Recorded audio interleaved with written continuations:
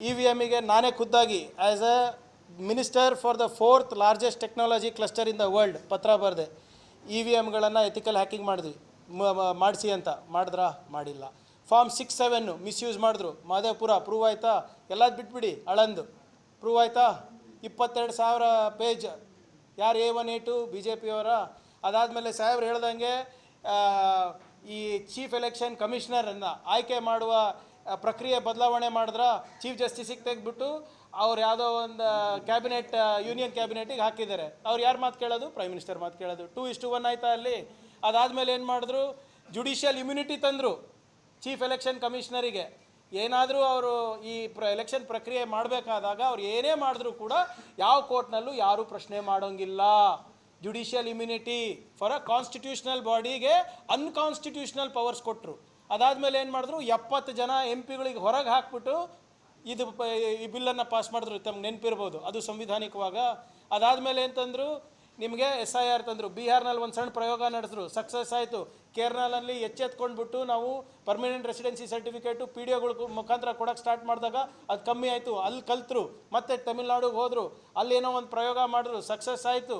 ಮತ್ತು ಈ 3 ರಾಜ್ಯದಲ್ಲಿ ಏನು ಲೋಪಗಳಿತ್ತು ಅದು ನ್ಯೂನತೆಗಳನ್ನು ಬೆಂಗಾಲ್ನಲ್ಲಿ ಸರಿಪಡಿಸಿದ್ರು. ಏನಂತ? Logical discrepancy. What is the definition of logical discrepancy? Chief election commissioner ಈಗಲೂ ನನಗೆ ಹೇಳ್ಬಿಡ್ಲಿ, ನಾನು ರಾಜೀನಾಮೆ ಕೊಡೋಕ್ಕೆ ರೆಡಿ ಇದ್ದೀನಿ. There is no definition. ನಿಮ್ದು ಹೆಸರು ದತ್ತಾತ್ರೇಯ, ನೀವು ಸ್ಪೆಲ್ಲಿಂಗ್ ಏನಾದರೂ ಚೇಂಜ್ ಆದರೆ ನಿಮ್ದು ಹೋಯ್ತು. ಪ್ರಿಯಾಂಕ್ ನಂದು ಒತ್ತಕ್ಷರ ಕನೇ ಬಂದುಬಿಟ್ರೆ ವಿತೌಟ್ ಒತ್ತಕ್ಷರ ಇದು ಡಿಸ್ಕ್ರಪೆನ್ಸಿ ಇದೆ ಅಂದ್ಬಿಟ್ಟು ಟ್ರಿಬ್ಯುನಲಿಗೆ ಟ್ರಿಬ್ಯುನಲಿಗೆ ಕಳಿಸ್ತಾರೆ. ಟ್ರಿಬ್ಯುನಲ್ನಲ್ಲಿ ಒಂದೇ ಜಡ್ಜ್ ಇರೋದು. ಹೆಂಗಾಗ್ತದೆ? ಆಲ್ ದಿಸ್ ಈಸ್ ಕಾನ್ಸ್ಟಿಟ್ಯೂಷನಲ್ಲ. ಅದು ಓಟ್ ಚೋರಿ ಆಯಿತಾ?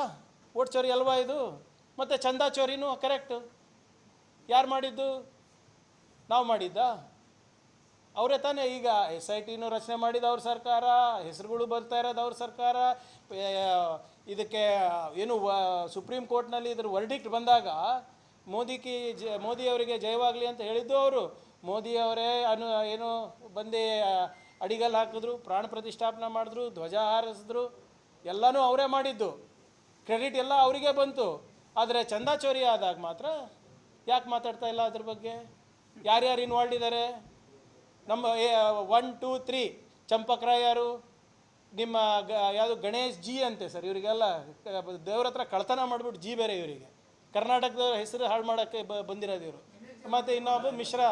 ಹಾಂ, ಎಲ್ಲ ಜಿಗಳೇ, ಎಲ್ಲ ಜಿನೂ ಹಿಂಗೆ ರೀ. ಮೋಹನ್ ಜಿ, ಹೊಸಬಾಳೆ ಜಿ ಎಲ್ಲ ಈಗ ಸಮಾಜದಲ್ಲಿ ವಿಷ ಬೀಜ ಬಿಟ್ಬಿಟ್ಟು ಜಿ ಬೇರೆ ಅನ್ಸ್ಕೊಳೋದು ಇವರು. ಬಿಟ್ಬಿಡಿ. ನಾವು ಹೇಳ್ತಾ ಇರೋದು ಓಟ್ ಚೋರಿನೂ ಪ್ರೂವ್ ಆಗಿದೆ, ನಿಮ್ಮ ಚಂದಾ ಚೋರಿನೂ ಪ್ರೂವ್ ಆಗಿದೆ.